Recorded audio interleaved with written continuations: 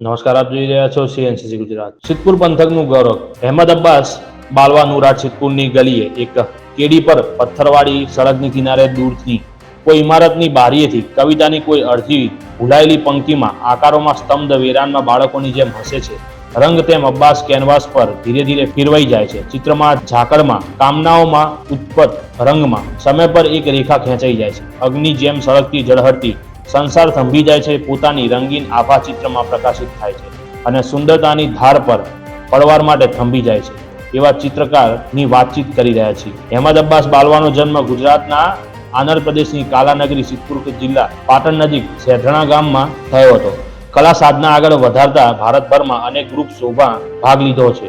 જાણીતા કલાકારો સાથે વર્કશોપ પણ કર્યા છે। દરેક માધ્યમમાં કલ્પ એડિશન છે। તેઓના સેઢણા સ્થિત સ્ટુડિયો સાહસને સમગ્ર પંથકમાં નુરાટ તરીકે ઓળખાય છે। રિપોર્ટર ધ્રુવકુમાર દવે, સિદ્ધપુર।